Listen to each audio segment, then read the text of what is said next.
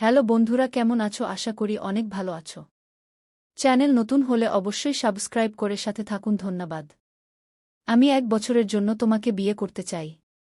এই 1 বছরে তোমার চাহিদা হবে টাকা আর আমার চাহিদা হবে তোমার শরীর। কি রিশাদ স্যারের কথায় চমকে ওঠে ঋত্য। এই মুহূর্তে তার টাকার খুবই প্রয়োজন, কিন্তু তার প্রয়োজনের এমন একটা সুযোগ যে রিশাদ নিবে তা সে ভাবতেও পারেনি। রিশাদ ঋত্যের অফিসের বস। 2 মাসও হয়নি ঋত্য অফিসে জয়েন করেছে। আজ প্রথম বসের কাছে এসেছিল স্যালারি অ্যাডভান্সে নেওয়ার জন্য, কিন্তু রিধাত এমন একটা প্রস্তাব দিয়ে বসল। ঋত্যের বাবার হঠাৎ স্ট্রোক হয়েছে, হসপিটালে নিয়ে যাওয়া হয়েছে। অবস্থা বেশি ভালো নয়, ডক্টররা ট্রিটমেন্ট করছেন, কিন্তু প্রচুর টাকার দরকার। এক মুহূর্তের জন্য ঋত্যর সমস্ত শরীর জুড়ে শীতল হাওয়া বয়ে যায়। চোখের সামনে বাবার আকুতিভরা চেহারা আর রিশাদের বাঁকা হাসি ভেসে উঠে। 8 বছর বয়সে মাকে হারানোর পর বাবা তার একমাত্র অবলম্বন। বাবাকে হারাতে পারবে না ঋত্য। কন্ট্রাক্ট পেপার হাতে দাঁড়িয়ে আছে রিশাদ। সে ভালো করেই জানে ঋত্য এই পেপারে সাইন করবেই। বাবার জন্য মেয়েটা যে নিজেকেও বিক্রি করতে পারে তা সে ভালো করেই জানে। ঠোঁটের বাঁকা হাসিটা এখনও বিদ্যমান। পিনড্রপ সাইলেন্স রুমে। হাতে থাকা দামি ঘড়িটার টিকটিক শব্দটাও কানে আসছে রিশাদের। সে অপেক্ষায় আছে ঋত্যর সম্মতির। চোখ বন্ধ করতেই বারবার দিব্যর চেহারাটাও ভেসে উঠছে ঋত্যর সামনে। দিব্য ছেলেটা যে বড্ড ভালোবাসে তাকে। একদিকে বাবা, অন্যদিকে ভালোবাসা। নিঃশ্বাস বন্ধ হয়ে আসছে ঋত্যর। হঠাৎ চোখ খুল ঋত্য। রিশাদের হাত থেকে কন্ট্রাক্ট পেপার নিয়ে খুব দ্রুত সাইন করে দিল। পেপারটা ছিল ঋত্য আর রিশাদের রেজিস্ট্রি পেপার এবং একই সাথে 1 বছরের কন্ট্রাক্ট পেপার। সাইন করার সাথে সাথেই রিশাদ ফোন বের করে কাউকে কল দিল। রিশাদ ফোনে কথা বলছে, রিশাদের সামনেই দাঁড়িয়ে আছে ঋত্য। দিব্যর চিন্তায় মাথাটা বারবার চক্কর দিয়ে উঠছে। ধীরে ধীরে চোখ ঝাপসা হয়ে আসল। পড়ে যাওয়ার শব্দে পেছনে তাকিয়ে ঋত্যকে মেঝেতে পড়ে থাকতে দেখল রিশাদ। ফোন রেখে ঋত্যর কাছে দৌড়ে এলো সে। ঋত্যকে কোলে করে সোফায় শুয়ে দিল। ঋত্যর গোছালো চেহারার সাথে এলোমেলো চুলের কম্বিনেশনটা পছন্দ হল না রিশাদের। আলতো করে ঋত্যর চুলে হাত বুলিয়ে দিল রিশাদ। বাবা আয়া চিৎকার দিয়ে উঠে বসল ঋত্য। আশেপাশে তাকিয়ে উপলব্ধি করল ঘরটা তার নয়। বিশাল আলিশান একটা গোছালো রুম, ওয়ালে রিশাদের বেশ কিছু ফটো টানানো। বেডসাইড টেবিলেও রিশাদের একটা ফটো। ঋত্যর বুঝতে সময় লাগল না সে রিশাদের বাড়িতে। আশেপাশে তাকিয়ে নিজের ফোন খুঁজতে লাগল ঋত্য, কিন্তু পেল না। ফোনে কথা বলতে বলতে রুমে ঢুকল রিশাদ, আর রুমে ঢুকেই দেখল ঋত্য কিছু একটা খুঁজছে। কথা শেষ করে ফোন পকেটে ঢুকাল রিশাদ। ফোন বালিশের পাশে আছে। ধন্যবাদ। ফোন পেয়ে উচ্ছ্বসিত হয়ে ফোন নিয়ে বারান্দায় চলে যায় ঋত্য। আজ স্বাধীনতা উপভোগ করে নাও ঋত্য, কাল থেকে রিশাদের খাঁচায় বন্দী হতে চলেছ তুমি। তুমি আর তোমার বাবা মিলে যা করেছ সবকিছুর শাস্তি আমি দেব তোমাদের। মৃত্যুর জন্য কাতরাবে তোমরা, কিন্তু রিশাদ আফসানের থেকে মুক্তি পাবে না। এবার হবে খেলা শুরু। Get ready for our, Mrs Ritya Rishad Afsan. কথাগুলো বলেই বাঁকা হেসে বারান্দায় থাকা ঋত্যর দিকে তাকায় রিশাদ। এটা তুমি ঠিক করলে না ঋত্য? আমাকে ভালোবাসার স্বপ্ন দেখিয়ে রিশাদকে বিয়ে কি করে করতে পারলে তুমি? দিব্য বাবা, তুই শান্ত হো। আমরা তোর জন্য ওর চেয়েও ভালো মেয়ে দেখব। না বাবা, আমার ঋত্যকেই চাই। ও এখন অন্য কারো বিবাহিতা স্ত্রী।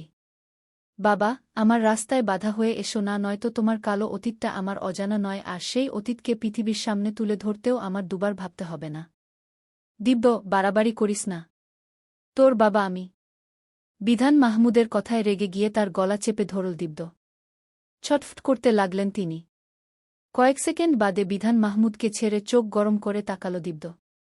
ছেলের এতটা অবনতির জন্য মনে মনে নিজেকে দায়ী করে উপরের ঘরের দিকে এগোলেন বিধান মাহমুদ।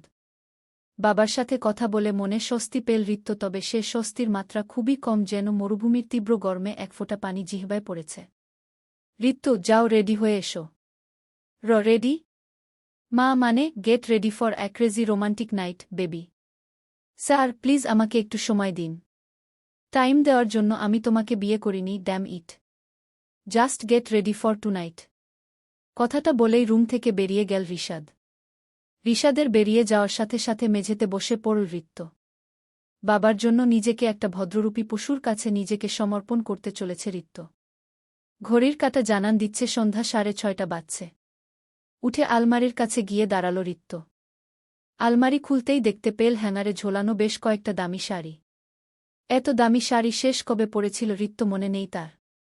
আলমারি থেকে কালো রঙের একটা শাড়ি বের করে রিত্ত, সাথে হাতকাটা ব্লাউজ, পেটিকোট।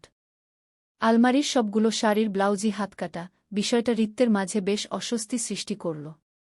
রাত প্রায় 11টায় বাড়ি ফিরল রিশাদ, ফাঁকা বাড়িতে পিনপতন নীরবতা, কাজের লোকেরাও সন্ধে নামলে চলে যায়। বাড়িতে এখন শুধু রিশাদ আর রিত্ত। সশব্দে নিজের রুমে ঢুকল রিশাদ। লাইট অন করতেই চোখে পড়ল বিবর্ণ, বিষণ্ণ চেহারায় কালো শাড়ি পরিহিতা রিত্তকে। চেহারায় বিষণ্ণতার সাজটা বিরক্ত করল রিশাদকে। স্যার, শরীয়ত মোতাবেক আমাদের বিয়ে হয়নি, অন্তত ইসলামের বিধি মেনে বিয়েটা করে নিলে। আমি বিশ্বাস করি না এসব শরীয়তে। আমি আমার রক্ষক আর আমি আমার মালিক। মুখে বললেই সত্যি বদলে যায় না স্যার। এই সৃষ্টিজগতের মালিক একজনই, তিনি মহান আল্লাহ। জাস্ট শাট আপ, এটা খাও। কি এটা? যাই হোক, খেতে বলছি, খাবে? কথাটা বলে রিত্তর দিকে একটা জুস টাইপ কিছু বাড়িয়ে দেয় রিশাদ। রিশাদের ধমকে চুপ হয়ে যায় রিত্ত। চুপচাপ জুসটা খেয়ে নেয় রিত্ত। ধীরে ধীরে রিত্তর দিকে এগোতে থাকে রিশাদ। রিত্ত ধোক গিলতে লাগে। প্রথম কোনো ছেলে তার থেকে মাত্র 2 ইঞ্চির দূরত্বে দাঁড়িয়ে আছে, এটা যেন বেশ অস্বস্তিতে ফেলছে তাকে। দুচোখ বন্ধ করে ফেল রিত্ত। চোখ বুঝতেই ভেসে উঠল দিব্যর চেহারা, সাথে সাথে রিশাদকে ধাক্কা দিয়ে দূরে সরাতে চাইল রিত্ত, কিন্তু পারল না। ধীরে ধীরে নিস্তেজ হয়ে জ্ঞান হারাল রিত্ত। রিত্তকে কোলে করে বিছানায় শুয়ে দিল রিশাদ। রিত্তর শাড়ি কাঁধের দিকে খানিকটা সরিয়ে দিল, ব্লাউজও খানিকটা ছিঁড়ে দিল।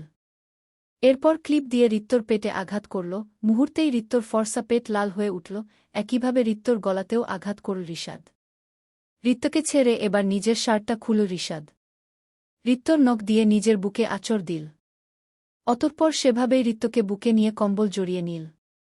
ঘুম থেকে উঠেই নিজেকে আপত্তিকর অবস্থায় রিশাদের বুকে পেল রিত্ত। রিশাদের উন্মুক্ত বুকে দম বন্ধ হয়ে আসছিল রিত্তর, কিন্তু রিশাদ এতটাই শক্ত করে ধরেছে যে রিত্ত ছাড়াতেও পারছে না।